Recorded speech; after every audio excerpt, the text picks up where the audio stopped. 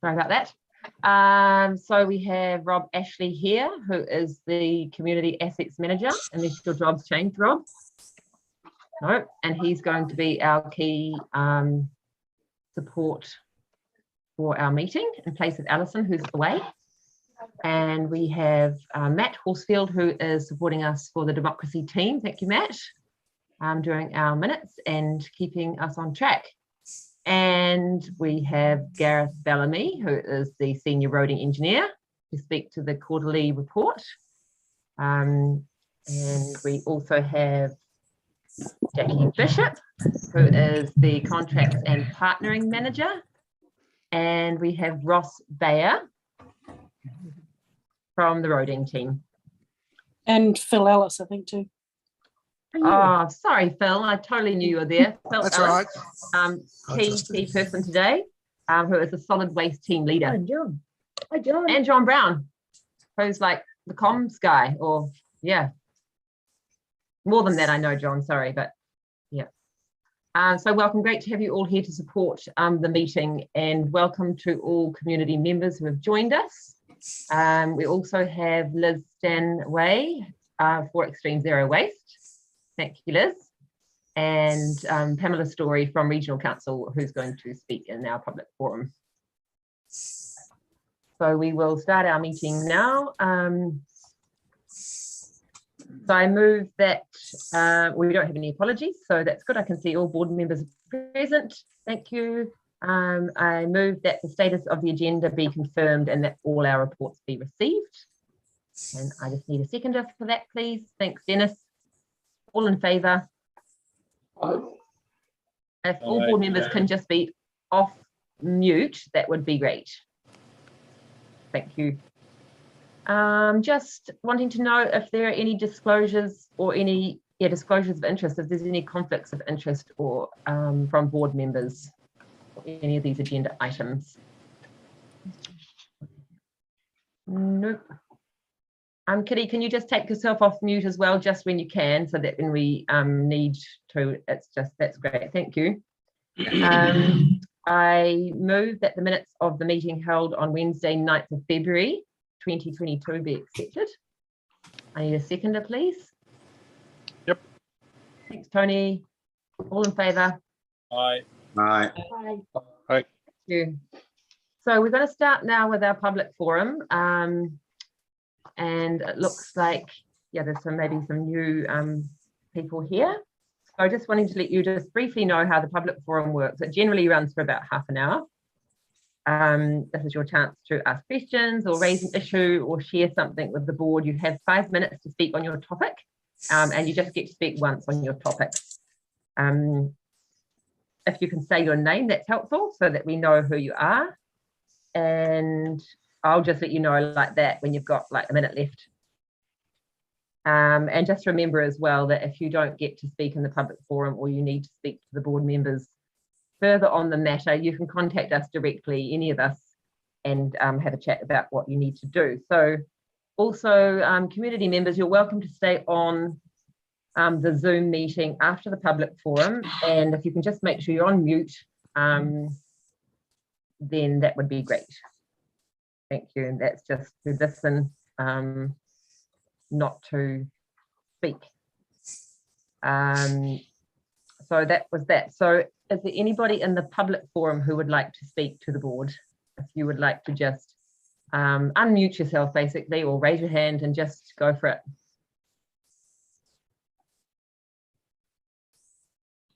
So if anyone's got any questions about the food waste, yeah, and if it's possible, could everybody put their camera on? It's really nice to see your faces, but certainly if you're speaking, that's most important.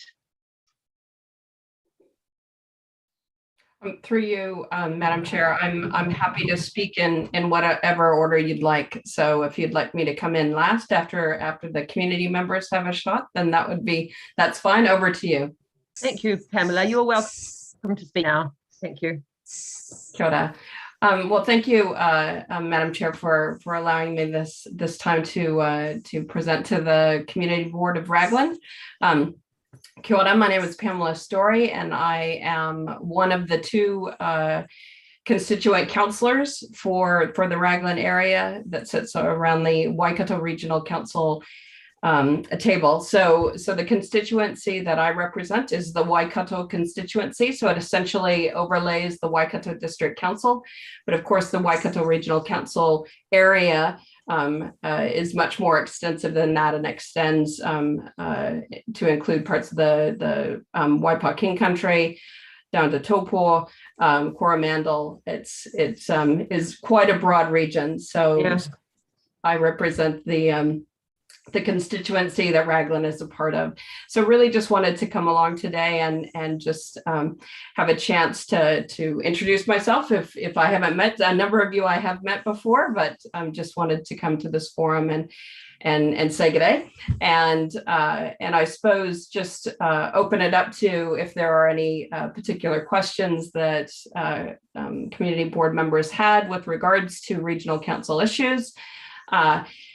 If I don't have those answers for you today, or if there are some particular topics where you would like to see a more in-depth presentation, I'm happy to arrange that through the chair for another meeting where, if we need to bring along a particular staff member or something to provide some further information about any particular topics.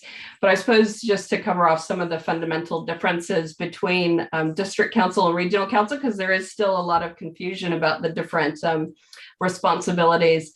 I suppose at the core of regional council is across that resource use area. So that's around water, soil, and air. We also set the regional plan and the regional coastal plan. So that essentially is the rule book, if you will, for any resource use in the Waikato region. We are in the process of reviewing our regional coastal plan and would expect that to come through for public consultation, probably either at the end of this year or into early next year. That's quite a long process that we go through. I suppose the other thing that I'd touch on is that regional council, one of the things that I do, I chair the Strategy and Policy Committee. And so that's the only all of council committee, and to strategy and policy, that's where a lot of the submission processes come through. So whether that's regional council making a submission on one of the district council initiatives or plans or directions, or whether it's providing a regional response to a central government direction. So for instance, when the RMA reforms have been progressing, the Natural and Built Environment Bill, that comes through to strategy and policy for regional council to be able to provide a regional perspective on how what's being proposed might impact on our region, or might overlay some of the rules that we have in place at this time. And so from my perspective, that's a real great place to be able to provide feedback on central government direction that comes out of Wellington, but may not have the perspective of the unique mix that makes up the Waikato region, whether that's our different communities that live within it, our different natural resources, or the different challenges we have as a particular region. So I really enjoy that strategy and policy space. That's not everybody's cup of tea, but it's what I love. And I feel that that's where we can really create that connection between central government direction and that local perspective of what that might mean for our constituents and our community members. So I'll kind of stop there. I don't know if there's any questions or any items where you would like to see further information from regional council on. Thanks very much, Pamela. Really nice to have you here and to meet you, even though it's not quite in person. We'll get there, but appreciate the time. And I know I'm pretty sure that the board are involved in projects all the time where it would be great to have a better and stronger connection with you. I can just sort of think of quite a few just around here. One question which we've got on our agenda today is around waste. So I was just wondering, but I'm also interested to know if the board members also have questions. But one question I have is, do you work with the District Council on solid waste? What does the Regional Council work in the waste space? Right. So with regards to waste, there would be Regional Council would get involved in resource consents for any landfill and monitoring those consents. So that would be one area that we get involved. But we have recently done a submission. There was a discussion document that came out of central government around waste minimization. And so we have provided feedback on that and how that might look in our community. We made reference to the success of extreme zero waste and what that has represented for our community in terms of helping people connect with not only awareness of waste streams, but also how that can be managed effectively at a localized level. And so I suppose those would be the two areas that Regional Council would get involved in, sort of that resource use and management side of it, so the consent monitoring, and then also providing feedback to central government. Yeah, great, thank you. Do any other board members have any questions? Or, I mean, it might be that we as a board want to meet with Pamela outside meeting with a bit more time, or bring her back to one of our meetings if there's something, a government policy coming up or something. Sounds like you've really enjoyed that. So that would be great. So, but are there any questions or things you want to raise with Pamela? Chris? Hi, Pamela. Nice to meet you. So you may or may not know, I've been involved with the wastewater consent project that's ongoing, and there's a lot of research and backwards and forwards. Is there, do we have a kind of timeline from Regional Council as to when the temporary consent that we're operating under at the moment will expire? I don't know the specific time frame with that. So is that the consent that the District Council has around wastewater management in the Raglan area? Is that? Yeah, sorry.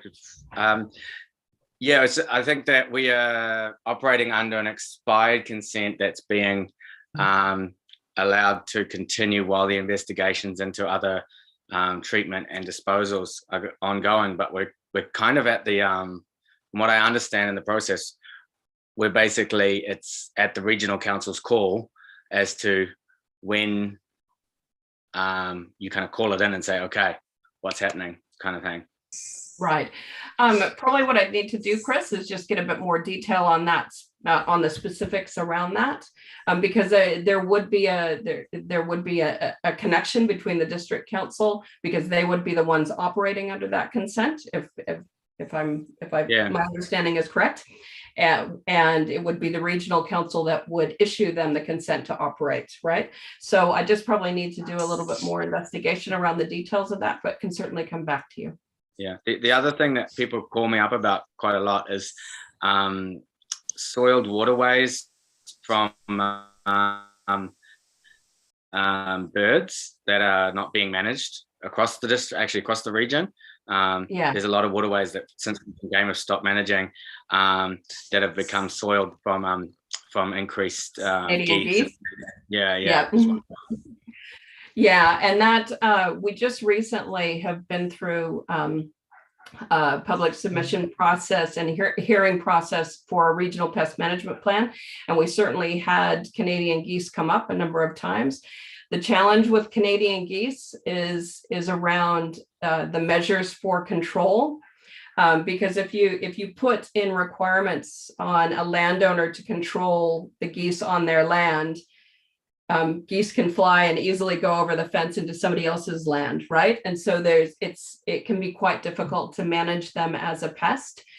And also there are some peculiarities around who is responsible for that, because that did go through a shift from Fish and Game to I believe it's under Federated Farmers now. But I could probably get you a bit more information of that on that. The regional pest management plan is in front of council next week for final approval, but I can come back to you with some of the specifics around Canadian geese that we've put in there. Thank you for that, Chris. I'm just thinking, and just with our time that we have, maybe if there's just one more community board member, if you want to just raise something, but we won't have any further discussion about it now. We'll probably just highlight it to Pam. Otherwise, Pam will definitely be in touch, and yeah, I've got some things would be great to talk further about. So anyone else from the board? Okay, not at this stage. Well, thank you very much for coming and speaking. Welcome to stay on longer and listen to our other discussions. I will. Yeah. Anyone else from the community would like to speak? Please unmute and ideally have your camera on if you can.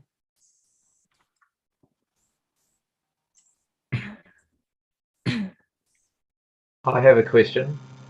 Yes, hi Aaron. Can you hear me? Yeah. Sorry to bring this up. It's the airfield. I think the fence has been cut again. Yeah. Mm-hmm. So is that means it's closed again? Does it? Yeah. So the fence has been vandalised again over the weekend and cut a lot. As we know, it's not the first time. And I understand that the repairs are scheduled for next week. And the airfield, there's a NOTAM until the 1st of April until those repairs are done. Okay.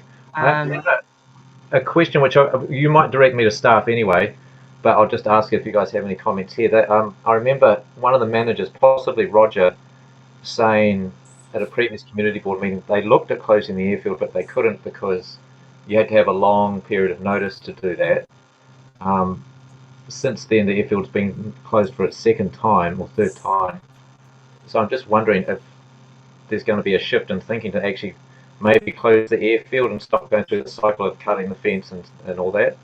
Yeah, so as I understand, Aaron, close it or have a consultation period with it closed is my question. Yeah, I don't think so. I think as I understand at the moment, the council are planning to keep the airfield open. That's their plan. Unfortunately, it's costing the ratepayers a lot of money, which people may not be aware of, but with the vandalising and the security and the staff time, it's actually costing us as ratepayers a lot of money.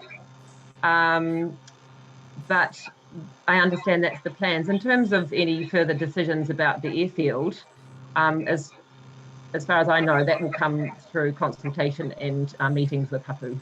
And I think that we know that, and that's not going to change. So we kind of just need to stop trying to go around another way because it's not going to happen. Okay, that's cool. I just wanted to know. Yeah. Thanks, Aaron. Okay. Anyone else welcome to speak?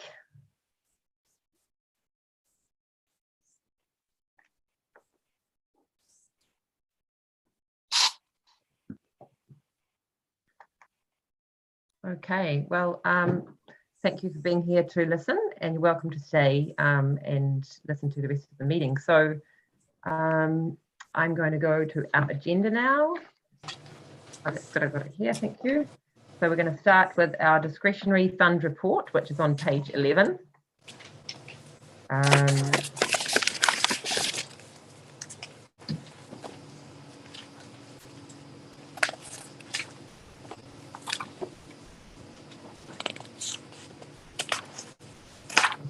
So I don't have any comment to make on the discretionary fund report. It looks accurate to me.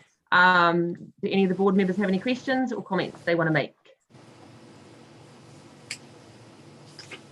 No, it doesn't look like it, but just to let the community know, if you don't have the agenda in front of you, that our remaining funds, or our balance as such, is $11,397.58. And this is open to the community. We encourage those who haven't applied to the community board fund before to get in touch and find out about how it works. It's to support events and groups where there's a wide community benefit. And I'm sure any of the board members would be happy to talk with you about that. We've got a really simple process now to support you, so it's not tedious or clunky. I just encourage you to let us know what you're doing. Lisa. Gabriel, I was just looking because at last year for the Anzac Day Ref, do we need to put aside some money for that again, or will we do that in our April meeting? I'm just trying to think what Anzac's later in April, isn't it? Yeah. Yeah.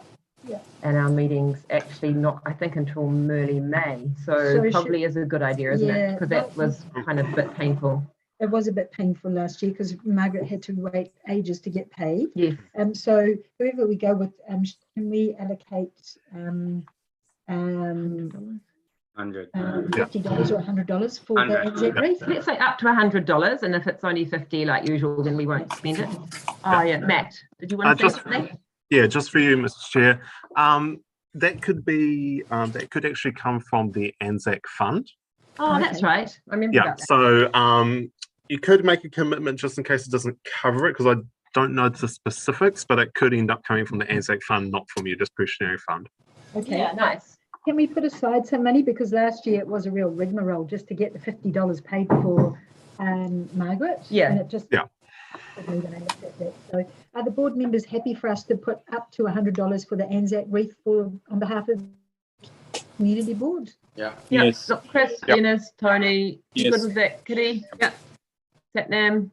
So Yep. I'd like to make the recommendation that we put aside up to $100 for the Raglan Community Board Anzac Wreath. Could it be required? We have a seconder, please. Second.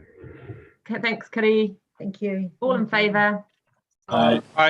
Thank you. Good idea, Lisa. Thank you for that. Oh, yeah. And we'd just like to welcome Rachel Goddard, who is here. Oh, there, I can see you now, Rachel. Welcome, Rachel. Can you please just unmute and let us know your official title at the council now? You say special or official? Both. Sorry, special officially. Very special official title. I am the Senior Advisor for Climate Action at Waikato District. So I've been in the role 5 months, and it's a very exciting to be working, and we are getting traction and action. So I am very pleased about that. There's a lot happening and there's a massive amount of mahi to do, but I'm feeling genuinely positive about it. So I'm looking forward to working with all of you to progress this, not just for our district, but for our region and across the country as well. Mm-hmm. Great, Rachel. Really cool to know you're there. Thank you. Move on. No. Okay, so we're going to move on to, that's good, to our works, actions and issues report, which is on page 13, next item on the agenda.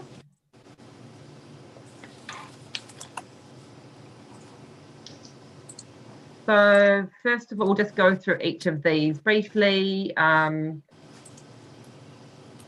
Bay Breakwater, do you have anything you want to add to that, Dennis?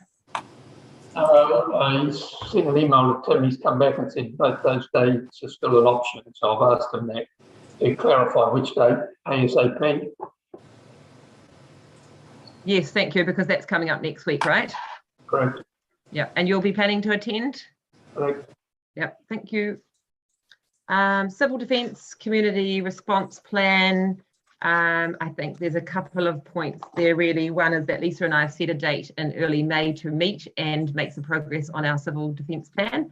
But you may want to speak to it, Lisa, but there's been a lot of work really from Lisa primarily, but also I've been a little bit involved as well, and a lot of community members around our response to COVID, and that's really brought some great connections between the community and also the marae groups, and I think that's really key relationship building and also identifying where we are building resilience. So that will actually kind of come into our civil defence plan. So we're really actively actually working on it right now.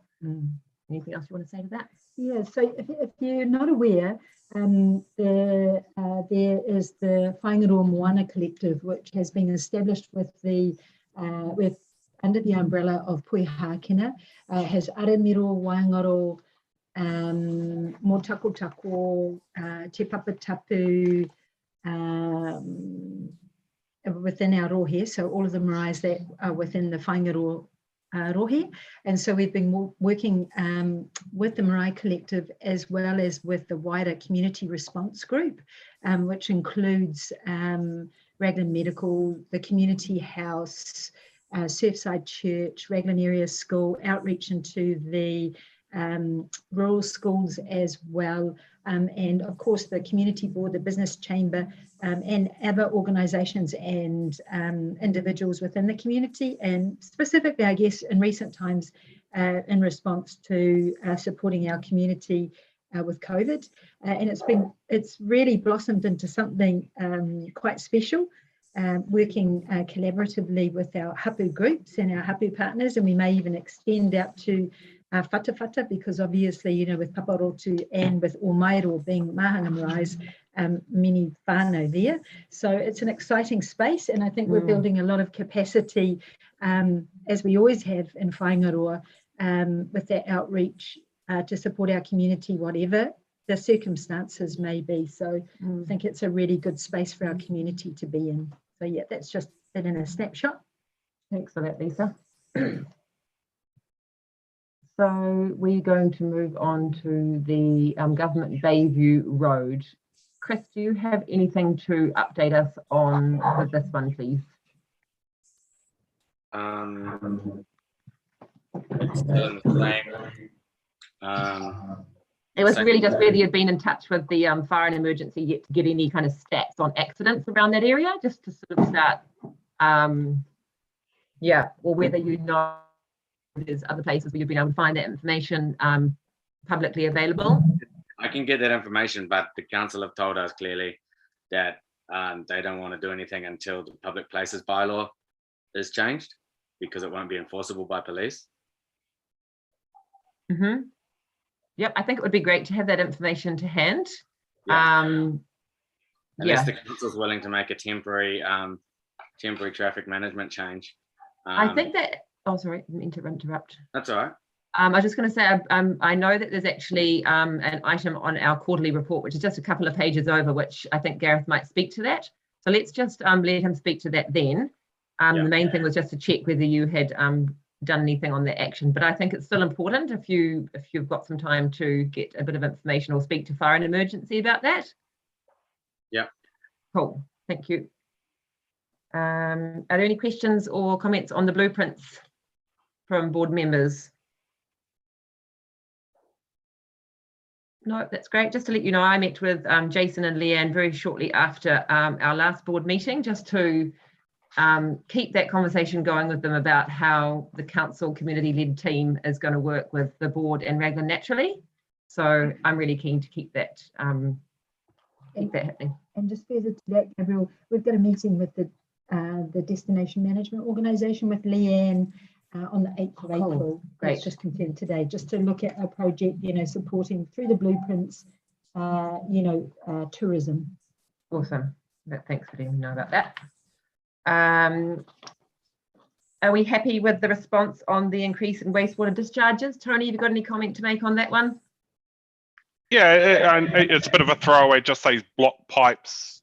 And I can understand if they're blocked pipes happening on private property, and that is it anything particular that that they're finding down there? Do we need to reiterate the 3 Ps and that again? It's been quite a while since Lisa and myself been on the 3 Ps horses. I see that the posters are still behind the toilet doors in some of the toilets and that. So do you think, Tony, because we've kind of been asking sort of similar questions for a few board meetings over the last year, do you think that we invite somebody from council to come and I was kind of hoping that speak a little bit more to this? Yeah, that someone would be able to so let's officially request them to come and provide a bit of an update. We could wrap it up into the wastewater consent as well. Yeah, because it's kind of the same space, the water care impact, and also the 3 waters. What is the council's official position on the 3 waters? So if we could potentially, say for May, have a waters person come. Yeah, so we've got 3 waters, the wastewater consent, and really just the ability to ask some questions of somebody who and opportunity for them to ask us. ask us if they need our help in trying to, just refreshing the community understanding of what's acceptable to flush. Yeah. Who would that be? What department? Would you know, Rob, that, or Lisa, who that might be? Or Where's John gone? He's gone. Oh no, he's there. John Brown. Yep. Through you, Madam Chair, I can flag this through the business and have an appropriate representative from either the executive or from Watercare to speak to this item in May. That'd be great. Thanks for that, Rob. And I guess like last time, it's probably up to us as well to continue that 3 Ps.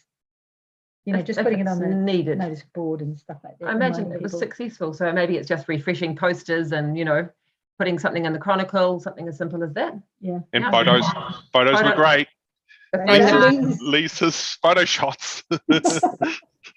Madam Chair, I have a meeting with Maki on Friday to look at website, but I need to, update other forms of media to help put it out there. So that'd be great. Yeah, thanks, Kerry. Cool. Yeah, I was thinking about you. I was thinking for a minute. Oh, Instagram photos of like block pipes. That would be great. I've got lots of photos. Just make it funny, so it's related. Do a TikTok. Don't block the pipes. Yeah, I've got block pipes. Okay, enough about that. We'll move on, I think. But thanks for your enthusiasm. Just making a couple of notes here. Okay, so that's great. Right, next page, we've got Raglan Works.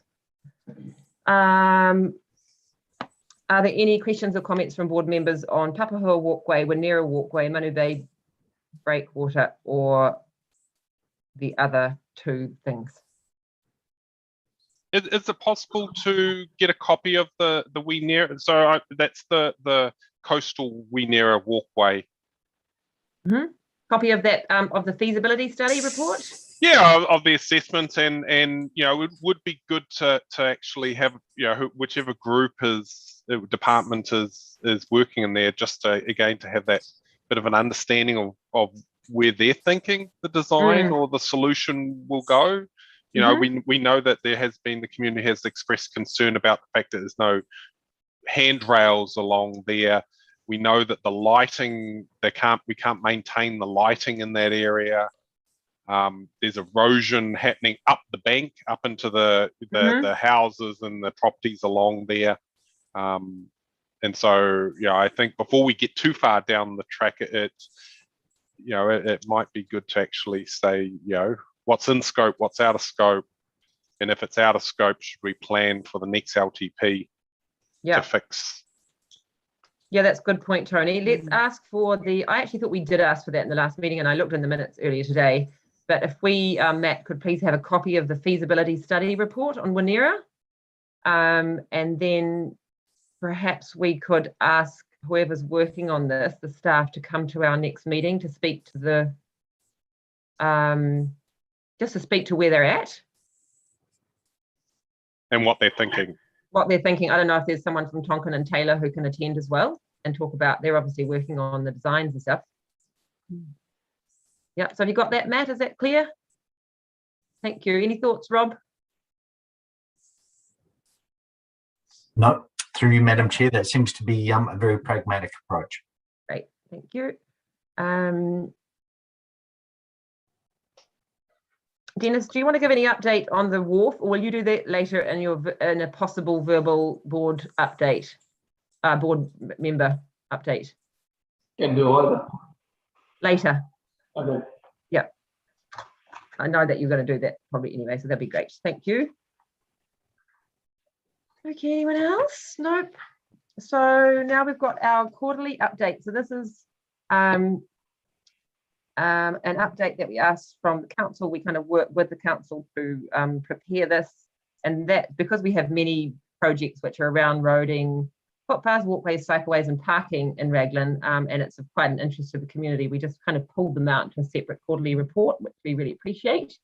And we have Gareth Bellamy here to speak to some of these items. So thanks, Gareth, for being here. I think what we'll do is we will, Gareth, can I just ask you first to maybe just run through where you've got, what we'll do is we'll just go through, we don't want to take up too much time, but this is important, it only happens every quarter. So I'm just going to run through each one, and if any board member wants to ask a question or say something, can you just like quite promptly speak or put your hand up?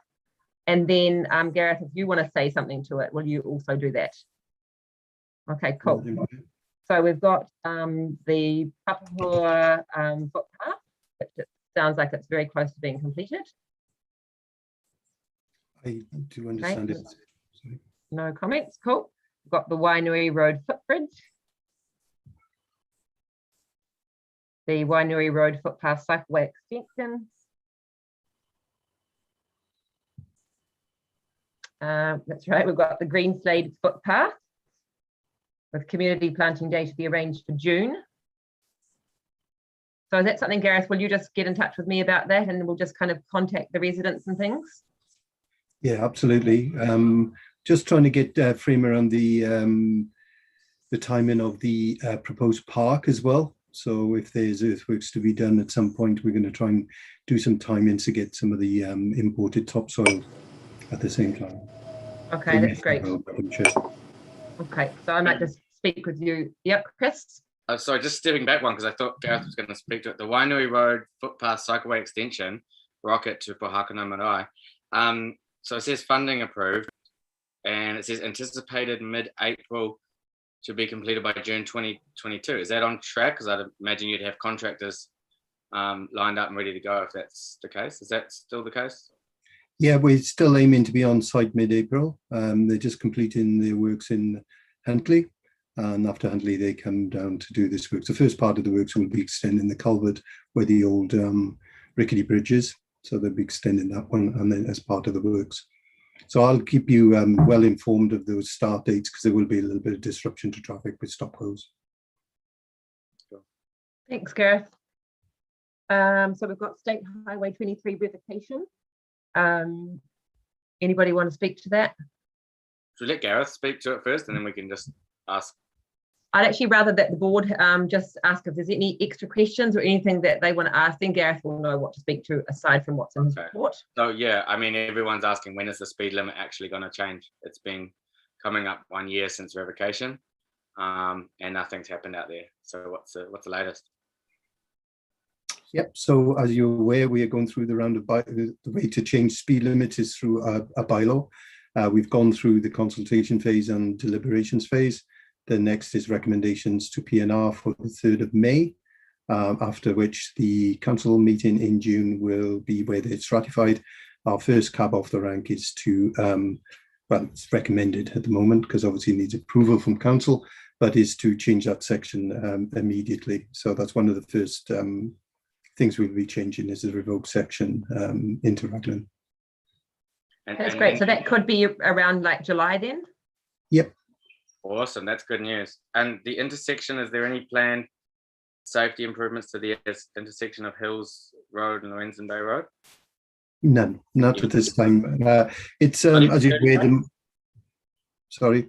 Not even painted line turning bays to indicate where cars should wait to turn, or No, there's no planned works. We've, as you're aware, the Moonlight Bay subdivision is part of the I suppose consent requirements is to construct an intersection there to take their new road. So there's no planned improvements. The reduction in speed to 60 kilometers an hour will go a long way to reduce or improve safety along that section. So we don't think that it's necessary just to paint a couple of turning bays so people know where's safe to wait and turn and where's not, because it's just a big open bit of asphalt. I wonder if just a thought, you know more about this, Gareth, than I would, but I think it's good to be asking these questions, Chris, because obviously, like, we know what planning and things takes a long time, to happen. We talk about it and it could be a year or two away. So maybe we can find out just offline a bit more about when Lorenzen Day might be happening. But I'm wondering, maybe we just see what happens after the speed limit actually drops, and there could be, I imagine you could maybe do like an assessment or something, Gareth, of any changes or safety then? Yeah, look, we haven't got any plans whatsoever to do any intersection changes there apart from the future roundabout. It hasn't been picked up on because it's been a state highway. Now it's our road. We can do an assessment at some point on there whether or not it's appropriate to change the intersection for as an interim measure. Okay, thanks for that, Gareth. That's good to know that much for now. Just a point of reference, Gabrielle, through your Madam Chair. I mean, this has been 10 years since I first raised this issue with council. So we've got some movement, Chris. It's happening. Well, like you say, it's not been our road. We went through a revocation process. It's now our road, and our process to get changes is through the bylaw. We have a process to go through, Chris. We can't just do what we want, as much as I'd like to sometimes, but it's a process we have to go through. And there's an end. And I understand, Chris, but you're on the board now, which is great, and you're quite passionate about this area. And also there is something happening. So I think we're just going to keep doing what we're doing, asking the questions, and just playing our part. My main issue is the line that any safety improvements will be developer driven, and this is one line I would like to get removed from any future planning documents regarding any intersection in Raglan, because safety improvements to any intersection should not be at the whim of developers. They should be driven by our community, for our community.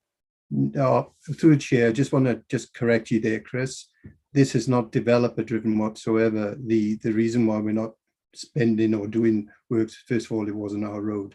Now it's our road. Our first measure is to reduce the speed limit. That's the first safety improvement that we will go through. If there is other safety improvements, not only here or across our district, we have spent a significant amount of money every single LTP period, up to like $7 million a year on safety improvements across the district, which are unrelated to developers. But what we try to do is, if the developer is planning to do major works, that's part of their development, there's no reason why council should be spending money. But if it's likely to be a protracted time period, we'll look at if safety measures are required. We believe the 60k limit will go a long way to improving things along that section. Thank you. Thanks, Gareth. Appreciate that. Thanks, Chris.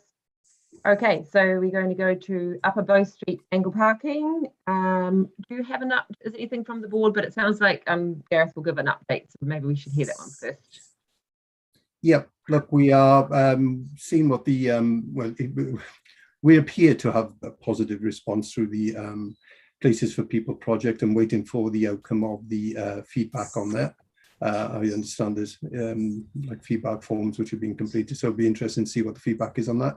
If there are positive responses to there, we'll probably do that work after we've reviewed that. Okay, I think the only thing is, as far as I know, there was no the survey was not about the angle parking. It was only about the parklets, which was positive, which is great, but it wasn't about the angle parking. But nobody made any comment, as far as I know, about the angle parking. I think it's been pretty positive. I think we know that as a board. So what would be your yes, Chris? The main comment is, when is the rest of yeah. Yeah, so I suppose that's a question that no, we're not surveying on that. So what would your next steps be on that, Gareth? Oh, look, if it's a minor project, a matter of just blacking out old markings and replacing them, it's a small scale project that we can undertake pretty much at any time, really. I thought the Places of People was incorporating the whole package, but that's fine. We can just look at that and undertake those works as part of when our line markers are up the next time. I can spot mark it out and we'll have it changed. There's a couple of areas we can't do because I think there's a couple of narrow sections just by the George Cafe. Okay. Would that be maybe like over the next 2 or 3 months or something about like that? Yep. Look, we I don't know when the markers are going to be out next, so once I got that date, I'll let you know, and I'll go out and spot mark it out. Okay, thanks for that. And we'll just copy you a bit into the Places for People response as well, so you can see what happened there, Gareth. Oh, I haven't seen it yet. Yeah, no, we'll let you know. Yeah, because if the outcome of that is that they are going to be uplifted, it means that we'll have to change the parking. They won't be. I think the community want them to stay. Oh, fantastic. That's good news. That's great. Thank you. So we're going to go to Orca Crossing safety improvements. Can I just ask, what did you mean by add to a service request for future consideration, Gareth? I didn't really know what that actually meant for us to do.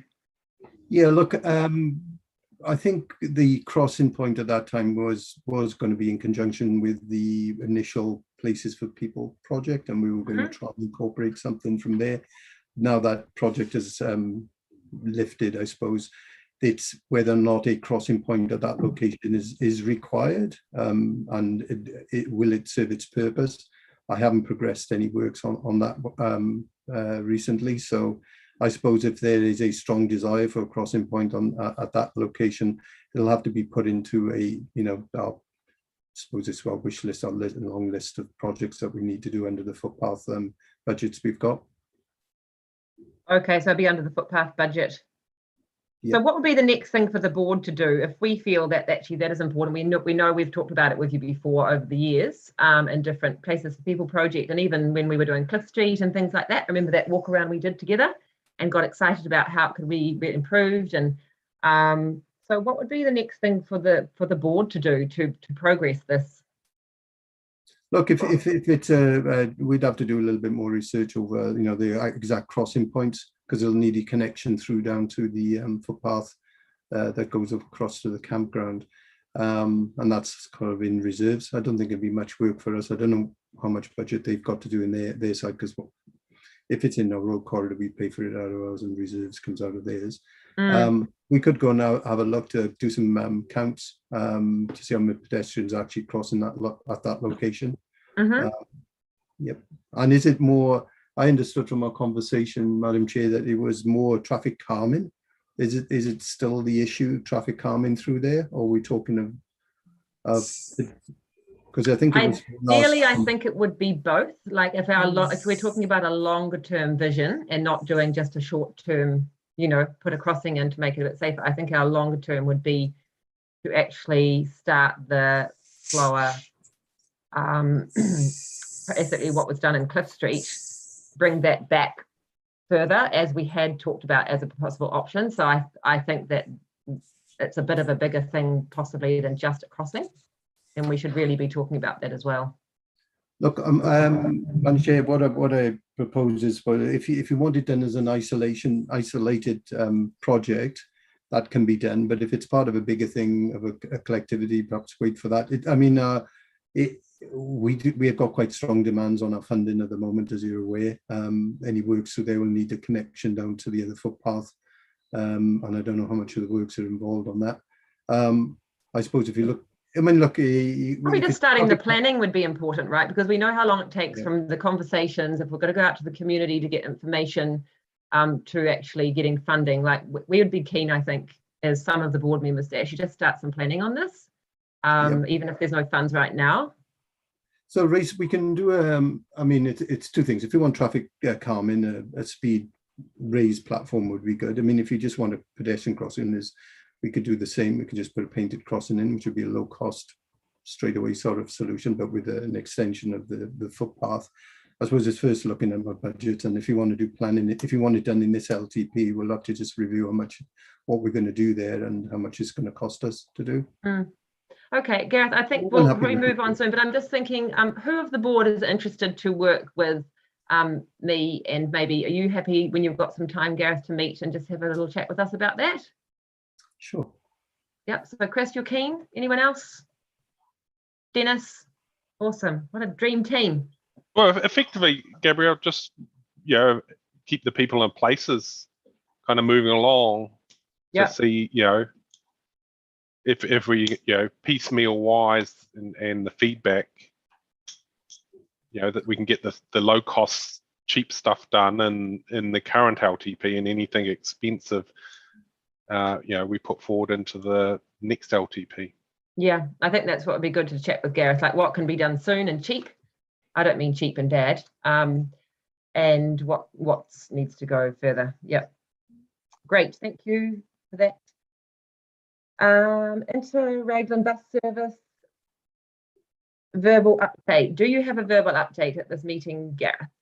Yes, I do.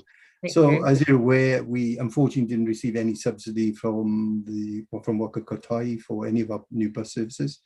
I put together a report to our Chief Financial Officer for the utilisation of just local share to enable as a trial service for the remainder of the LTP.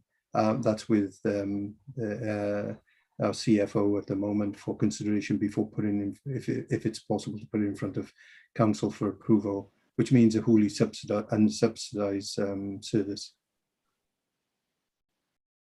Yeah, great. Sorry, that was really bad, but I was actually just making some notes on something else. And was anyone else listening? That's really terrible. I'm really sorry because we're really keen about this bus service. Madam Chair. Chris. I'm really sorry about that. Chris, did you want to comment on what Gareth just said? And I might maybe just break it down a little bit. So in essence, you're saying there will be no inter-Raglan bus service? No, I didn't say that. Sorry, Chair. Maybe break what it I did down. say is that we didn't get subsidy. We've got local share. Yep. We have rejigged a lot of the proposals we've gone through and moved the money around from other proposals that we had. And one of the strong candidates that we've got is this particular service. And I've put a proposal through to our CFO to see if it's possible to use unsubsidized funding, which is ratepayer funding, to get the service underway. It will require council approval because it is not normal for us to operate unsubsidized bus services, because basically it'll be ratepayers from across the district for this particular service. So I've put a report in. I'm waiting for the outcome of that. Okay. So we'll just keep up to date. We'll just keep in contact with you about that. Basically, it's something which I think you're, in support of, Gareth, and I appreciate what you're doing, trying to make it happen, in some way. So let's just keep asking about that one. And yeah. Through Chair, what we're proposing is because it's fully unsubsidized, I'll put it forward as a trial for 2 years. So if we do get it off the ground, for instance, and it is popular and it's getting used, it means then we'll be in a stronger position to put it forward as a regular service in the next LTP for Waka Kotai funding. But it's all at risk at the end of the day. Okay. Well, we do like trials, don't we? But I was thinking of you, Rick. We do like trials, but it's good to know, we won't say no to a trial, but it's good to know where funding might come or how it might work longer term, but that sounds great. So signs for parking, no resources at the moment. Nope. Any possibility for the summer that is coming up? Well, Madam We Chair, don't really want to let go of these because we put a lot of thought into these signs and we really think that they will help. And we might have a busier summer next year. I hope we will. So just really, we're not really, yeah. Look, we've been, Madam Chair, we've been hammered by COVID. I think we've got 38% of our team, or 38 people out of the 120 in the Alliance, are off with COVID at the moment. Directions, our subcontractor, are bringing in people from Thames to do our regular maintenance work. So we're under the same pressures as a lot of businesses these days. So look, as soon as we've got some sort of normality, we'll be able to get our normal contractors in to do these signs. Oh, I understand. So it's not resources in terms of money, it's resources in terms of people. Yes, people. Oh, so you got the money for it?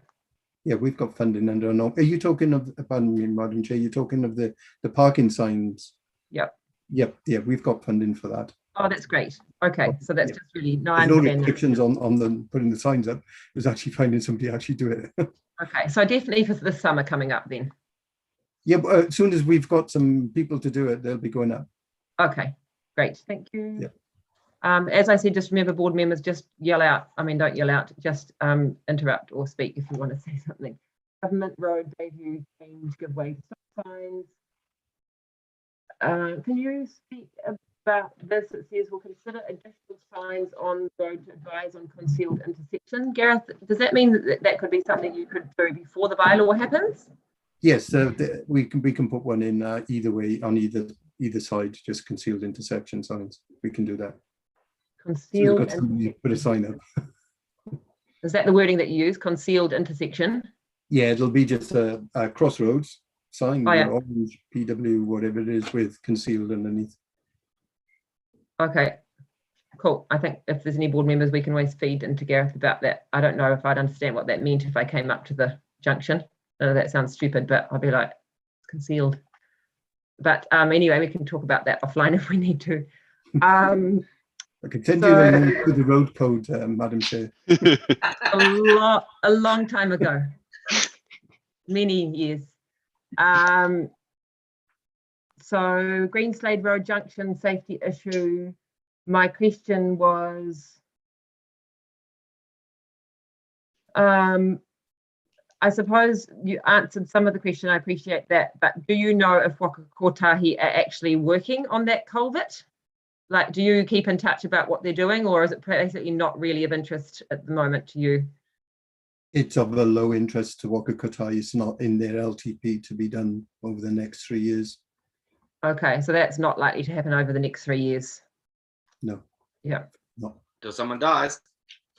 So I suppose my question is, you're saying that the council, canvass safety improvements, and that, the grass is being cut, and apart from that, no further measures have been undertaken. I suppose the question is, why not? Is that because you can't do anything else at all?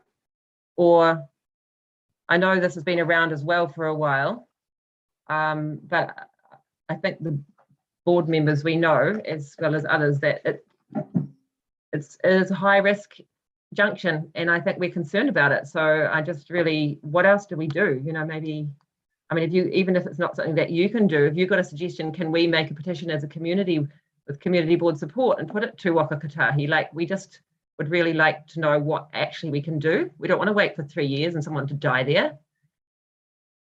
Madam Chair, but I think, So, Madam Chair, we're all on the same page here. I've canvassed Waka Kotahi continuously about them. Even just the dip in the road just further to the east that's supposed to have been repaired. I've raised that again yesterday at the RSAP meeting, so apparently that's going to get sorted. Look, yeah, by all means, having political pressure and pressure from petitions will go a long way to grabbing attention. We certainly got our support.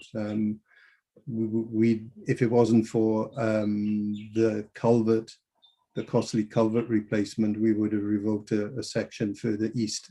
But the cost to our community of, we'll inherit a major problem with that, and the culvert there, probably getting close to $2 million plus the rebuild of the road in that area and the retaining wall. It's something we're not going to take on. But yeah, look, if you want get petition going, you look at all of these things assist, and we certainly support any improvements to that intersection. Again, it's not our road. Yeah. Any comments from the board on that one? I know it's been hanging around for a while, but Chris? Yeah, I think the only way to make it safe is to put a median barrier in and expect people to drive down to Hills Road and turn around, and the same in the other direction. And until the road has a major reconstruct, like you said with the culvert, you come around that corner and someone's waiting to turn right into Greenslade. You're on the anchors if they're like, or trying to shoot the gap. I suppose these are the things that, as we know, it's not council that are managing this now. We know that anyway. So I suppose this is the sort of thing we'd need to put in some proposal petition or something. So let's see what we can do with that. Thanks, Chris, for that idea. Rose Street, no resources. Does that mean financial or people? Madam Chair, people, you're looking at it at the moment. Yeah, look, we just a short of people resources to be able to get that project underway. Okay, thank you. Okay, thanks very much, Gareth, for coming and speaking to those matters. Yeah, really appreciate that, and all the work you're doing. Madam Chair, I just got one to add to the to your list. It's a bit more of FYI. We are putting in an application for TIF funding, which is a tourism infrastructure fund, to use the local share that we currently got for the Winery shared path to try and do the other section in Raglan West, which is along Winery Road. So we're trying to make our money go a bit further. So we're submitting that application on Monday, there's a team of us working on that at the moment to try and see if we can get some funding to pretty much double the length of the project that we were thinking of doing. Yeah, thanks for that. So I did receive that email through from the team about that funding, and I think what was being asked of us as a board was a letter of support and just any information about the community needs to kind of back the funding application. So we will do that definitely for you and the team. I'll send that round to board members later today, and if you could just feedback over the next day or so, that would be great. Okay, so that we can get that to you. Thank you. Gabrielle, could we pull some of the stuff out of Raglan naturally as well? Yeah. On transport, cycleways, walkways. Yes. Might even get in touch with John. If you're not too busy, John, you might have some. I know that you worked on the Raglan naturally transport a lot, so you might have some ideas about that to feed into it. But yeah, that's a good idea, Tony. Definitely. And the mountain bike club has put in a letter of support, and so excellent. Okay, cool. Okay, made those notes. Yeah. Okay, thank you. I'm going to move on to our consultation on the Raglan food waste collection. So we have Phil Ellis here to speak to this or answer any questions. We've got, I think, Ross Bayer. Ross, can you just let me know? Sorry, I don't know, but what is your job in the council? So I work with Gareth in delivering the roading program. Oh, sorry. Yeah, good one. So you'll be listening in about that. So for some reason, I thought it was to do with the waste. I'm just here to help Gareth if he needs a hand on anything. Yeah, thanks, Ross. Thanks for being here. So we've got Rick Thorpe here. Kia ora, Rick. Thanks for being here from Extreme Zero Waste. And Liz, I think she's still here. Well done, Liz. And also, as you know, Rachel Goddard from the Council Climate Action Team. So I think what we'll do is just be really great to hear if there are any questions from the board members to these wonderful people here. I suppose a couple of points I wanted to make.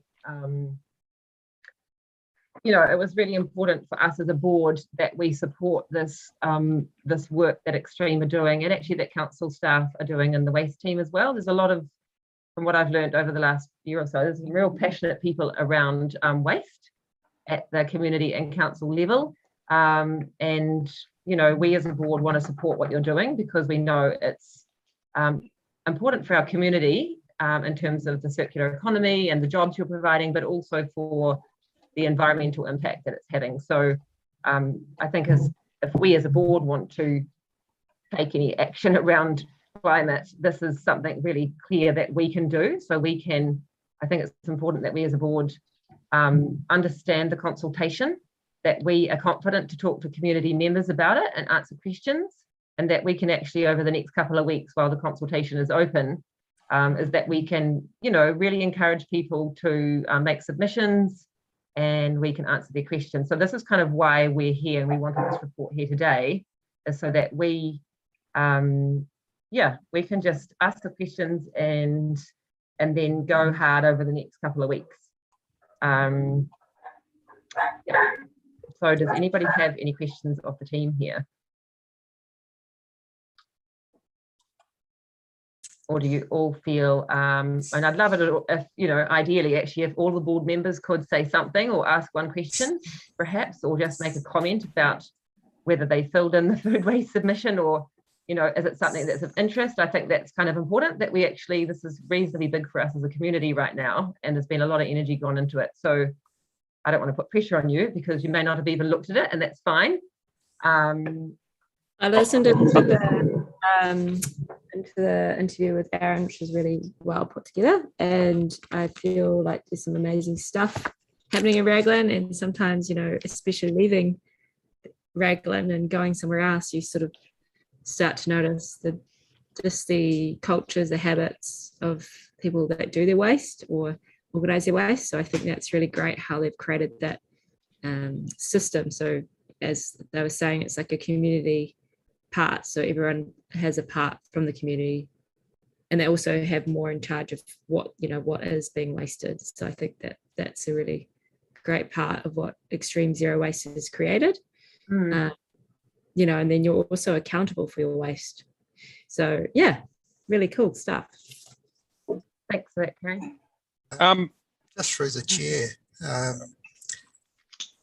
don't have exact numbers for you, but the levels of submissions is quite high. There's been a lot of community interest. It's well into the hundreds, Great. which is great news. And there's still about 10 days to go. And also, I draw your attention to a recent government announcement on various initiatives that they up for consultation now. And Rachel might want to have something to say about that. Yeah, so I think as a community board, we should be submitting on the council's recycling consultation. It would be handy. Liz, Rick, is Extreme doing a submission on that we could potentially plagiarise off? Yeah, absolutely, Tony. We've filled out the submission form, but we've also putting in a kind of a background submission with a little bit more detail, with kind of connections through to national, international work, and also the climate change. But also what Phil has just mentioned, that there's a very timely announcement and showing some real leadership from Ministry of Environment to say that they will be expecting all councils within New Zealand to have a curbside food waste collection established by 2025. And there's also some other requests about separation of organics from businesses. So there's a real desire to minimise or maybe even avoid any organics going to landfill in the future. And Rick, when was the last, do we have more recent landfill breakdown, Raglan landfill breakdown? Like how much more organics kitchen, potentially will our food waste, what do we get left to get after? Because, we have the group of people that say like myself, I compost at home. And then there's people who use the service, and then there's people who don't use the service at all, and it's ending up in the blue and green bags. Do we know how much is left in the blue and green bags that we might be able to divert? Yeah, that's a tricky question, which I'm going to pass over to Liz.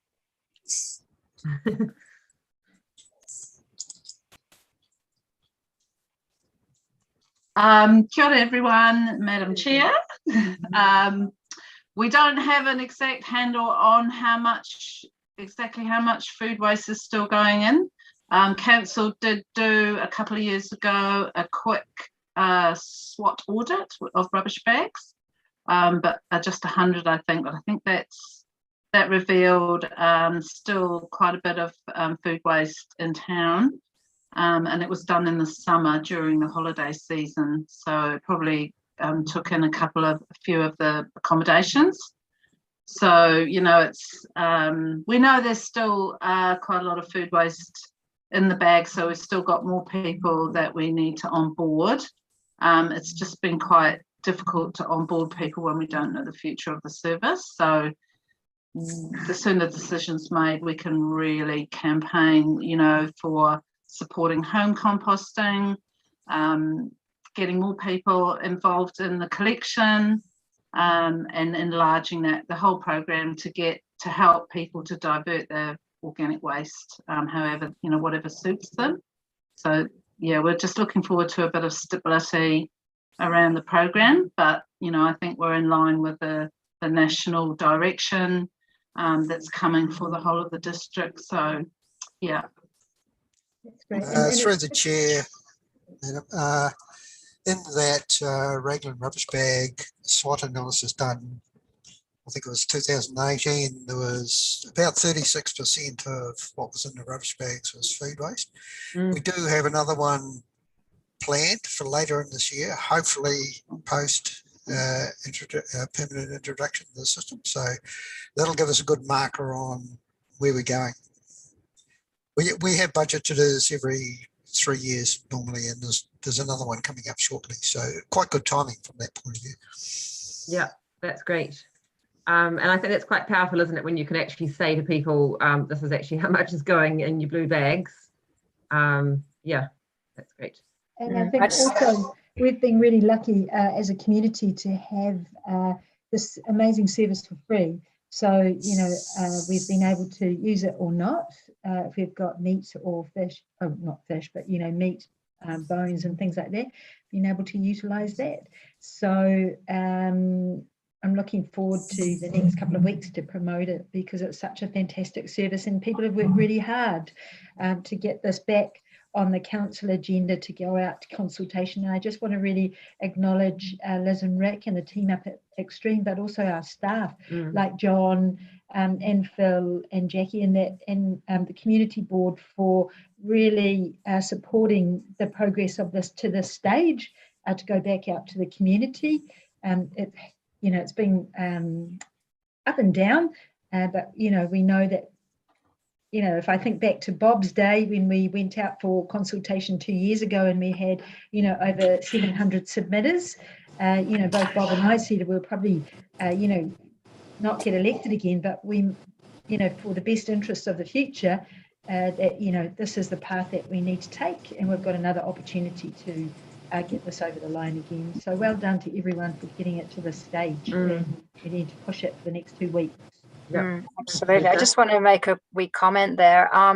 You know, Raglan was quite pioneering introducing this service years ago when other weren't even considering doing this, and it would be very detrimental if we were to lose this. You know, MFE are talking about standardizing curbside food collection, but that's not for another 3 years. That's a long time.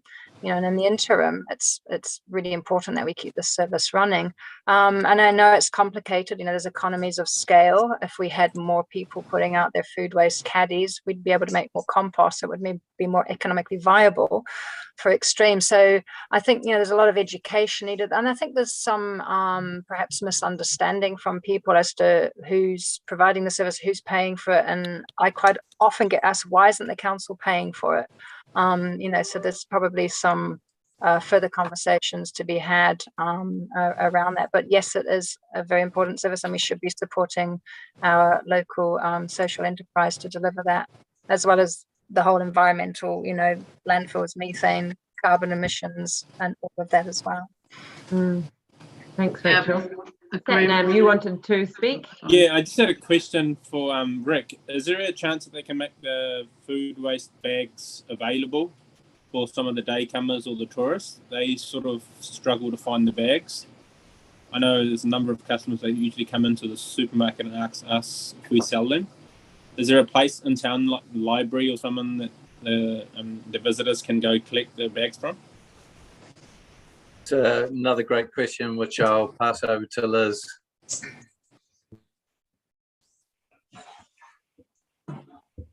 You're just on mute, Liz.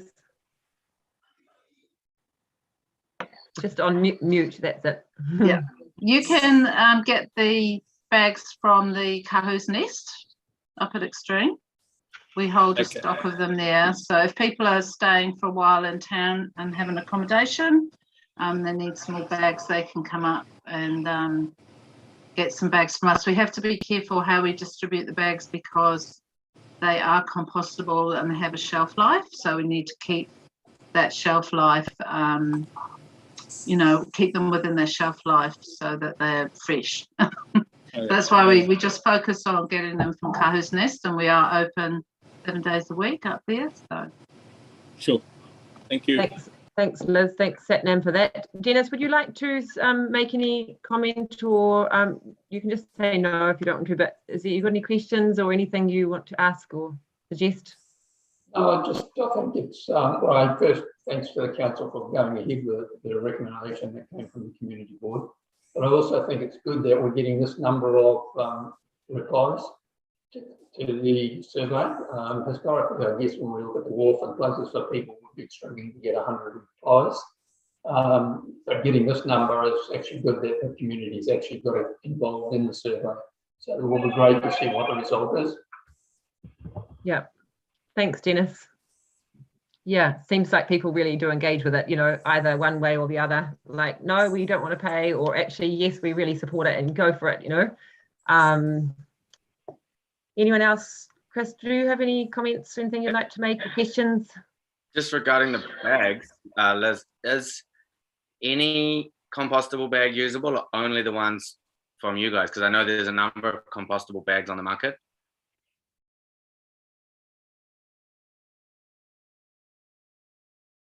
Just on mute again, Liz.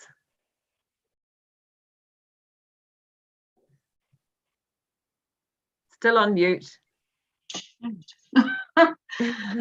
We can use other bags in the service, but it's a little bit risky because we run the risk of people popping plastic bags in, etc. So we've encouraged people to go with the supplied bags, but people do pop in their odd ones from the supermarket, you know, that they're reusing.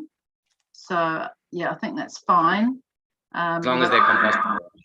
Yeah, and that's just that difficulty of sometimes for people to recognise what's compostable. So we've kind of gone for that uniformity of practice, behaviour, just to keep people on board with that, rather than going, oh, you can use any bag.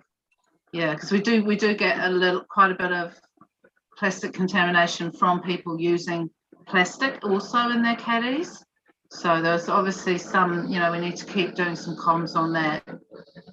But for yourself, you know, for those that understand and can recognise a compostable bag, we're good with that. I'm not making a big fuss. 4 years down the track, we seem to be getting quite good use of it, you know. So.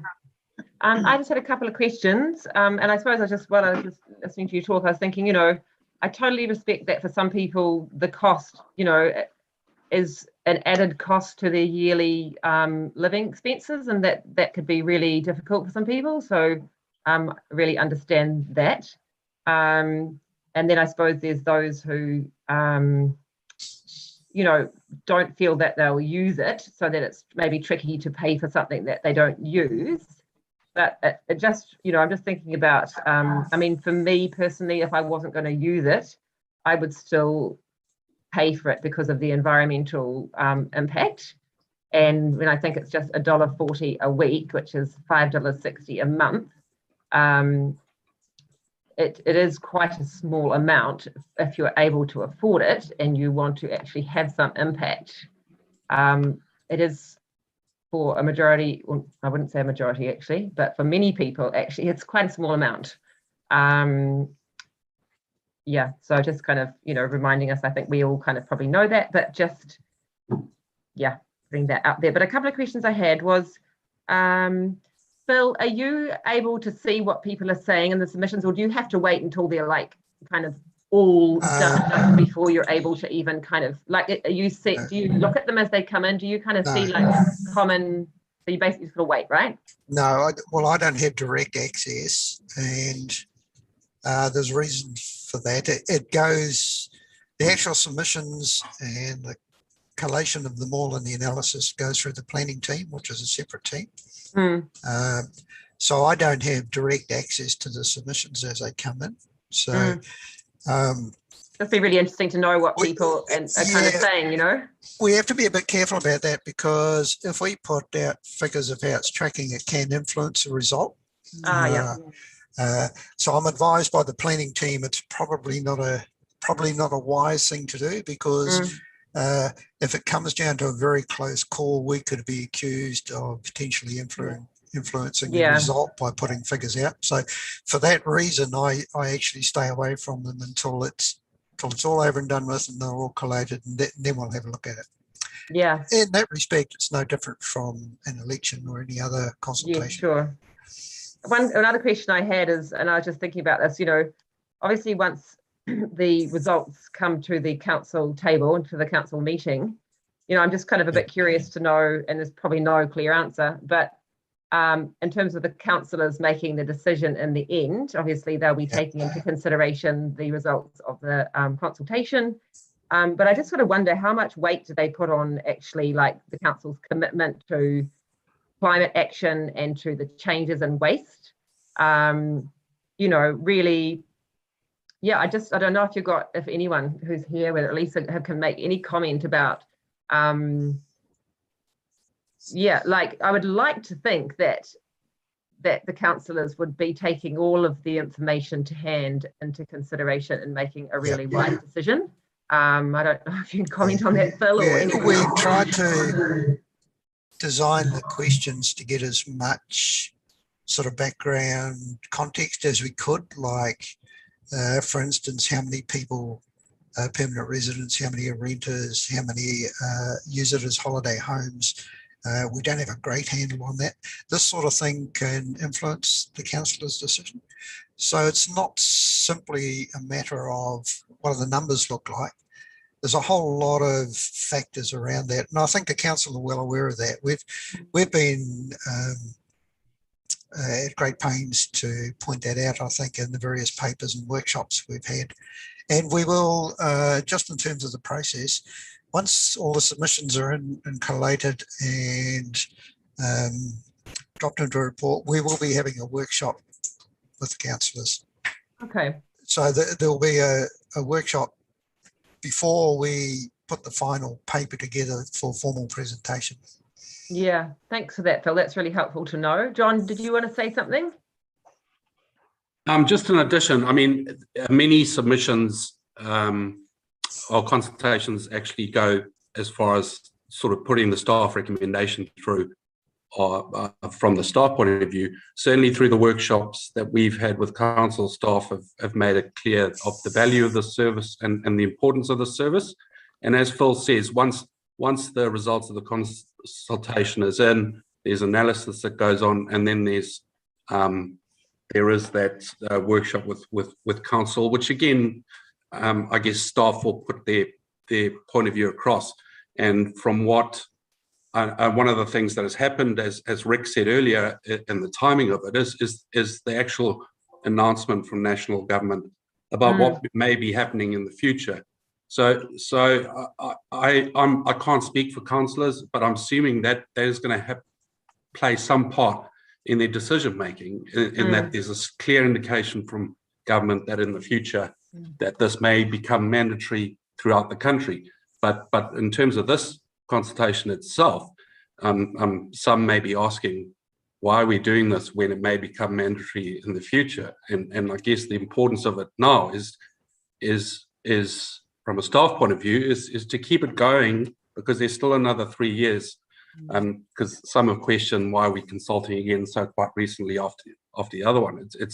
It's sort of an immediate fix on this because some may say, why don't you just hold the service until it becomes mandatory 3 years' time? Well, the problem with that is you lose all your gains that you've had in behaviour change. You'll probably increase costs in terms of having to start all the equipment again, all those sort of things. So there's quite a lot of analysis done on the consultation, and as Phil said, there'll be a workshop with council, and they will make a decision not just on the numbers, but on all the other things that have factored in.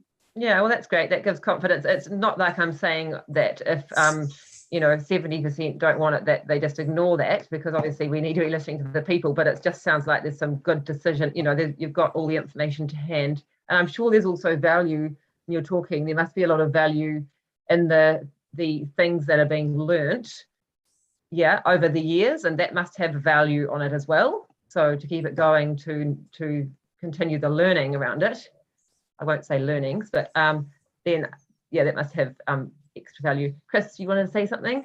Ask a question? There's also a consideration that obviously the cost of landfill is going up. So if the service was scrapped because a majority or a small majority, whatever, didn't want it, then the cost of putting all of that food waste back into landfill is going to be a lot higher than it was when the service was stood up. And there has to be another consideration of the councillors putting the service up and running that you're going to have to mimic across more and more communities. So surely there's a benefit to the council to having the service being like remaining, and because they're going to have to stand up more and more services like this. So perhaps if there is a line call and it's not, you know, clear, that they could consider some kind of match funding, so it's not just purely out of targeted rates, and actually consider it's economical for the council to keep this service running.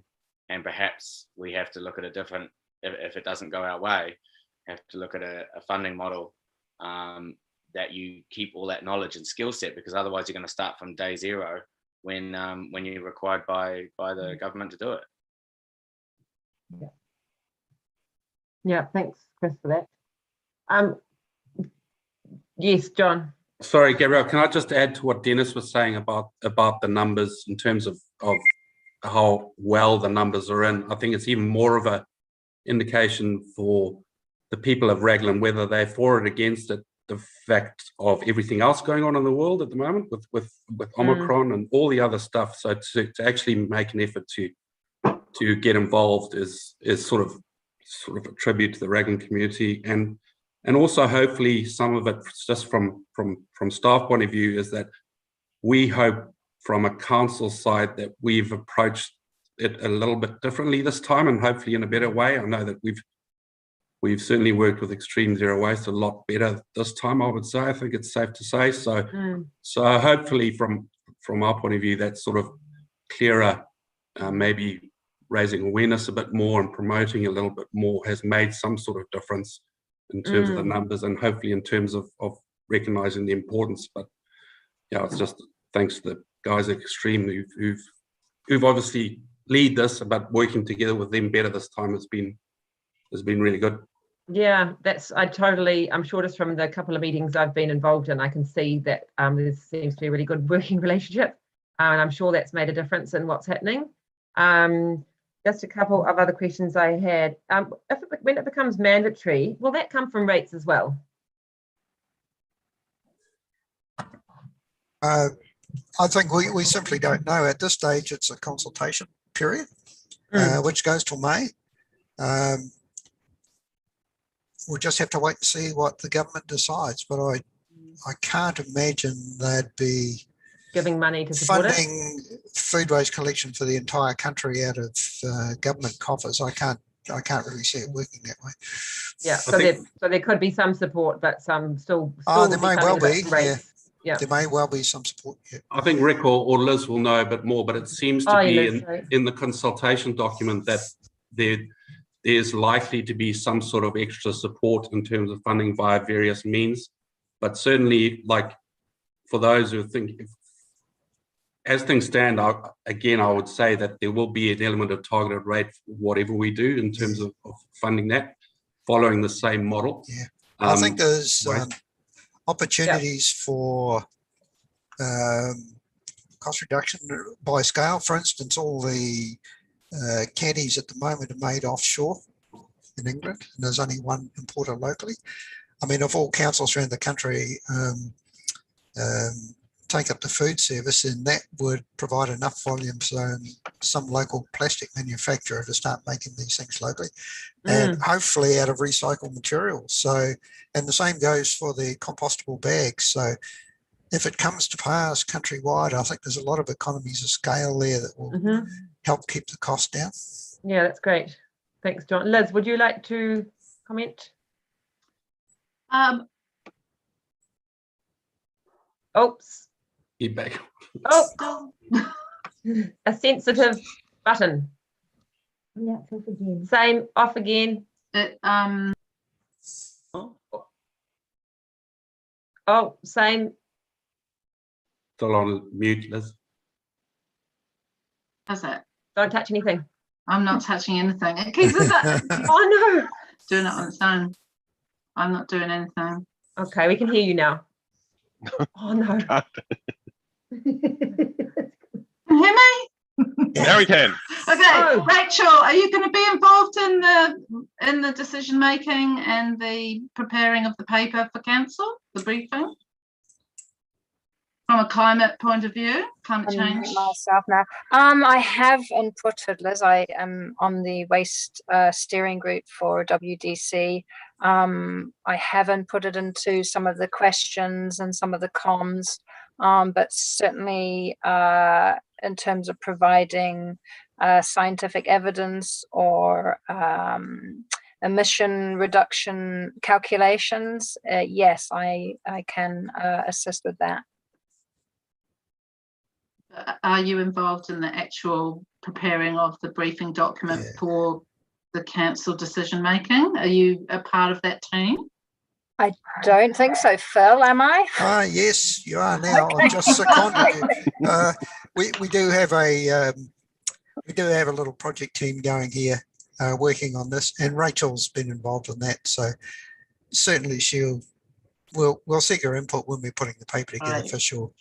And I mean, hopefully it's a testament to council's direction that they've actually employed a climate change advisor. I think that hopefully that points to a change in attitude. But I guess, the ultimate decision still remains with council, so we shall see. Yeah, well, thank you, everybody. We could keep talking and it feels really important, but I think probably we will bring it a bit to the close. Is there anyone who hasn't spoken or who just really would like to say something to wrap it up? Or if not, we'll happily go to our next agenda item. Thanks so much for being here, everyone. Really appreciate it. Yeah, and we don't mind if you go. We know you have other things to do. You probably need a cup of coffee or something. So yeah, otherwise, welcome to stay. So we're going to go now to the chairperson's report, which is a verbal report, and I'm going to get back into the habit of writing reports. Don't worry, John, they won't be verbal for the rest of the year. I just had our whole family were not well for a couple of weeks, so I wasn't in the mood. But anyway, I just want to let you know that Janice and I have met together, being the deputy chair, and myself met together, had a chat about the coastal reserves oversight that the community board has, and we have got a date set to meet with Caleb, who's the open spaces team leader. We just want to have a chat with him about our role in that oversight, and we also would love to facilitate an annual stakeholder meeting sooner than later. So we want to have a chat to Caleb about that. And that was cool. I've also been a bit involved in the community response group alongside Lisa. As I said earlier, I met with Leanne and Jason about the community-led development council team and the work that we will do together. I also met up with Dennis, and myself went over to Rangatahi to meet because they are thinking about putting a public community swimming pool in over at Rangatahi, which I know has been talked about in the community for a long time. So that was exciting to hear their ideas about that. And I will share, just waiting for a little bit of information from them. I can share it then to the board, and they would love to hear our feedback initially before, and also to hear from the community around, whether that's the right place and other things. So that felt quite exciting. I've just been supporting the Places for People and Wharf projects a bit, and I attended the Community Health Forum meeting the other day, which I do every quarter. And the other thing is that the Trails Strategy Review is coming up. It's going to be called the Connectivity Strategy. So I think it'd be really great for us as a board to get involved in that. I think from what I understand, there's quite a good strategy already in place, but they are going to review it. And I will just we'll make sure there's a link on our website. If you could help with that, Kerry, that would be amazing. And on our Facebook page, so that the community can, once it comes out a bit more, can understand what's happening. And then the last thing, there's one other thing as well. As you saw, I put a post out, which I haven't done before, just out to the community saying, what do you want to have on our community board agenda? You tell us what you want us to talk about or to address. and it was great. We had a couple of responses back from that, which I responded to on Facebook. But one of them was Taryn Williams. She was interested to have some more information about iwi hapu connections and maybe some signs at Manu Bay. So Lisa's spoken with her, and I think we're going to meet up and have a discussion with her. So that was great to hear that.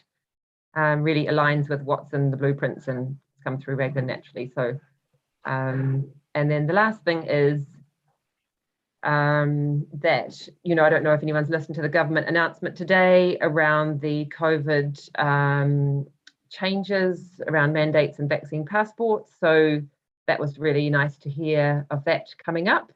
We might have our next community board meeting in person, which would be really nice. And I'm really interested to know whether how quickly the council will make changes to their COVID policy, basically, and certainly around their public venues and services like the library, which I think has been quite, I don't think it's been great for our community. So in many ways, so I'm just really keen to hear, probably work with you, Lisa, with that, just to see what's, how quickly they'll make their changes so that everybody can use the library. And other things around. So that's it from me. If you've got any questions, it takes longer, doesn't it, when I do it verbally? So thanks for listening, and we're going to move on to the Raglan Naturally update from Tony. Yeah, so basically the team's been working through, there's a connecting event, and Gabrielle can expand on this a bit more. It's a New Zealand-wide event. It's called Neighbours Day, and it's a week-long thing, and it's about trying to get people out and interacting with their neighbours. Effectively trying to get people to check in, reconnect with each other, and lift the well-being of communities at a street level, neighbourhood level. And then there's Youth Week is coming up in May, and there's some work happening around that. And we've got Matariki, first celebration in June, public holiday. And we're working on the Raglan Naturally website. It's being redeveloped. It's going to be a bit of a hub for info for the community. And then we're doing an evaluation framework. We work to create for evaluating, reporting, and sharing on the projects that we're working on. That way we can tell as we implement projects, are they delivering what we expect them to deliver? And then there's quite a bit of support around the COVID community response work. Gabrielle, as our coordinator, community-led development coordinator, do you want to add anything else? Oh, thanks for that, Tony. Just so that's good to just hear about those kind of key things that we're working on, those events. And just, I don't think so. I think you covered that quite well, but Neighbours Day runs to the end of the week, and it's really simple. All you have to do is connect with your neighbours, do something, say hi, or do a bit of weeding for them, or I was to deliver some weed, do some baking, or just basically just connect. And it's just, you have a glass of wine, and it's really nice. I just wandered around the CBD for a couple of hours the other day, and we're just sharing about Neighbours Day, and everybody I spoke to was like, yeah, it's such a good idea, we need more of that. And I don't know all my neighbours, and so it just felt really positive, and I felt it was just good because we've had lots going on. So spread the word and enjoy your neighbourly connections. Thanks, Tony. So we'd like to hear from Lisa, please, with the councillor's report. Oh, actually, we've got that here. Thank you, Lisa, for that. Lisa, do you want to speak to anything on that? Just take it as read, actually. We finished our dog deliberations today, which is great. So that will go to our policy and regulatory meeting in April. And then it'll go to our council meeting for ratification in April as well. So that was really good, getting that over and done with. And of course, as Gareth said before, we've done the speed limit bylaw. But I just really wanted to touch on the relationship with Raglan Naturally and the community response planning group, because Raglan Naturally has kindly umbrellaed the community response planning. And I'm not sure if we probably didn't have it at that time, but we've been successful in becoming a community connector through MSD. So we've got a 0.5 position for the remainder of this financial year. So you might be aware that we've got our 0800 Raglan support line that has been going probably for almost a month now. And it's resourced 7 days a week from 10 till 2. And we've got a fantastic woman, Fiona Cutmore, who's come on board and she womans the phones 5 days a week. And then over the weekends, it's managed by volunteers. So that's been really successful because working with the Mwana Collective and the other providers from across our community, the Whangaroa ward, has been really good. And so the capacity to support our community has been covered quite well. I know there are probably people who have fallen through the cracks, but nonetheless, that was really great. So thanks to Raglan Naturally and that relationship that we have. And we're also working with the Mwana Collective with our health hub. So Puihakana Marae has taken on board under its umbrella being a wellbeing hub through the Waikato DHB. And hopefully we've got a hui tomorrow and how we can partner as the Raglan Naturally part of our community response group, so we can partner up with the Mwana Collective to build that capacity. So that's quite exciting. And just also to let you know that the iHub is reopening. You may have noticed that it's been closed, but we decided there was a number of concerns raised by our volunteers who were in the more vulnerable category, whilst the Omicron was increasing in the community to look after our volunteers. We closed, and now we're going back into probably 4 or 5 days a week of managing that and looking at strategizing to over the coming months of that visit experience, I suppose, for our community. And yeah, so that's about it really. Thanks, Other than Lisa. what's in my report. So thank you, everyone. Yeah, I appreciate that. Great updates. And I just want to say, Lisa, actually thinking about security as well, being a volunteer on the rats testing station, it was really interesting. Like, you know, some people brought violent dogs, or they would be aggressive, or they didn't. I feel like, yeah, this is the importance of using social media, or putting it like, make sure you sign in first, because that saves another job, because I was the person to do it on the phone if they were struggling or didn't know how to. The young teenagers was like, just jump on your phone, check this site, go in there, when you get a test, get in the line. But, you know, it saved a lot of backlog. But that was a really interesting, yeah, just having that like security measure. Yeah, and then we actually, I gave the volunteers, because that's what we'd recognised, they use my iPad. So sponsored by District Council, we were able to, people come in, yeah, we had it so that we could go straight into the rats ordering, and then we give them the number, and then they go up and got their rats. So that was really helpful, because we'd actually identified that at the beginning, but the DHB people weren't keen on us doing that. They wanted to do it themselves. So it was something that our relationship, and that's a good point, Kitty, with the DHB, that capacity has increased, and we've actually put forward an expression of interest to become a RATS provider, supervised provider moving into the future, with the Ministry of Health, and also still trying to work with the DHB, so then our group becomes the RATS distributor, as opposed to having outside resources, because we've actually got a team that would easily do that. But yeah, so we used my iPad. Yeah, I used the iPad, but it was good to almost like say, you know, see if they could do that prior, and those that the elderly or those that struggle, then it just saves that point of contact or conflict as well, because you had this like, oh, what do you mean I got to do this? You know, so it was really most people were fine, but there was just the odd. Yeah, That was really cool that you were involved in that as Yeah. well. And thank you for your report. Thank you, Lisa, for your Thank you. report. Thanks, Kerry, for your report, which is under the board member reports. And yeah, just appreciate you doing that. That's really cool.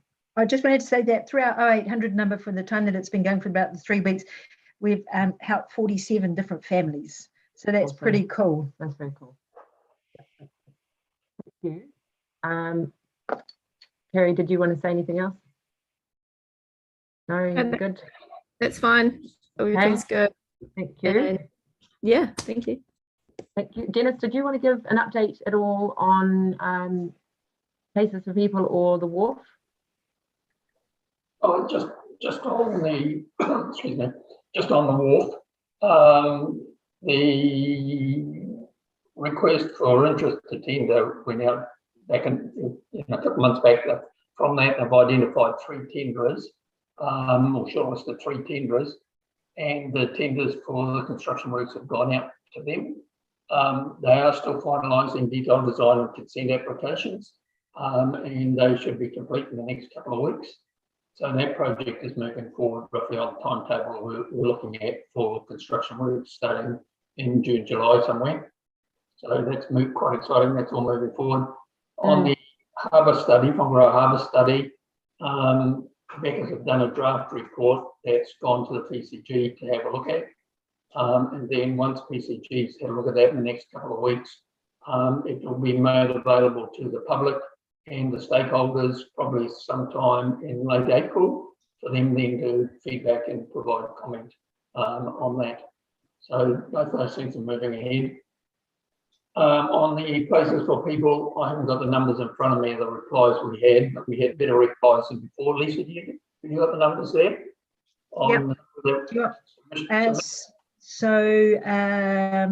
Do you think the parklets have achieved some or all of the project's goals and objectives? In part was 19%.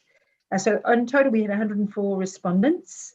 And so in part was 19%, no was 12%, and yes was 69%. So the yeses were fantastic in parts. Do you support the parklets remaining in their current location? 20% said no, and 80% said yes. Would you like to see more parklets in Raglan? 32% said no, and 68% said yes. So well done. Yep. I think we're probably the only really successful one in New Zealand, perhaps. There's a couple of others, but thanks for that. So let's take it. Let's go, yeah.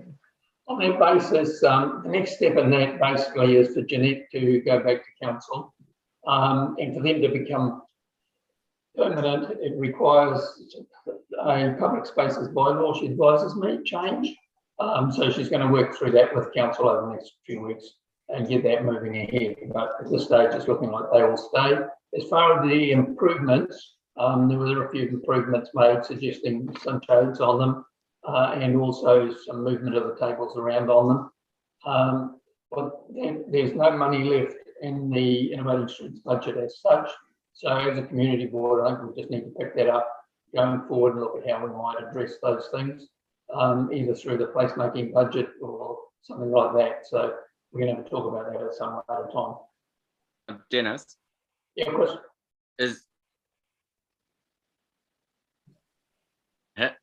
out of position? You just say that again, Chris? You were frozen. One of the big planter boxes in front of Wild has been hit by a vehicle and is out of position. Yeah, I noticed that yesterday. Yeah, so do we have budget in Places for People to, or an ability for council to put it back, because it's a bit, I don't know if it's stable or what the deal is.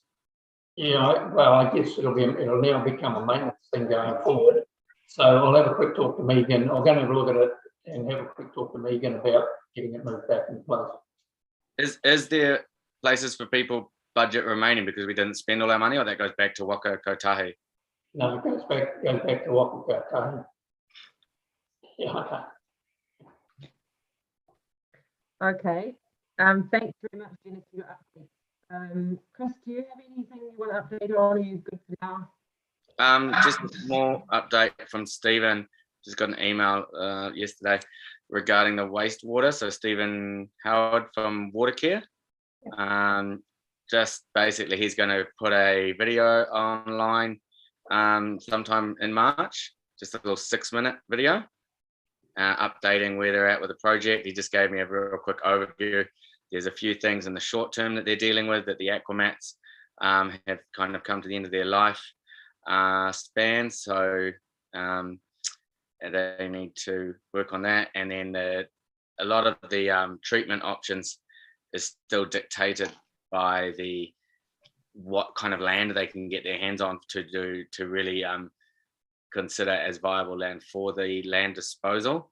So there's some land that they're looking, private land further up down the road to Huluai, that might be suitable for the wastewater current treatment form, but there's some other land that would need a higher treatment form. But I think Stephen from Watercare is going to do a detailed update online, and he said he would be prepared to, if he's got enough information and time, to maybe address our next meeting in full. So if that's something we would like, then I could get him and his team to prepare a presentation for our next community board meeting in April. But he assures me stuff is happening in the background, a lot of stuff, and it's just a case of them beavering away.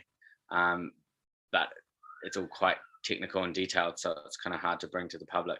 Yeah, I appreciate you doing that, Chris, getting in touch with them and just even providing that much. And I think we talked about having someone from Water's team, you know, and our next board meeting is in May, because you know it's every 6 weeks. So yeah, that makes sense. Maybe he could come to that as well, because we sort of had already suggested that 4th of May for anyone's calendar. 4th of May. Yeah. Okay, I'll let him know. Yeah, if you could just like pencil it in, that'd be great. Tony, did you want to say anything else about the community board making that submission to the recycling, or is that something you're happy to just chuck out to the board?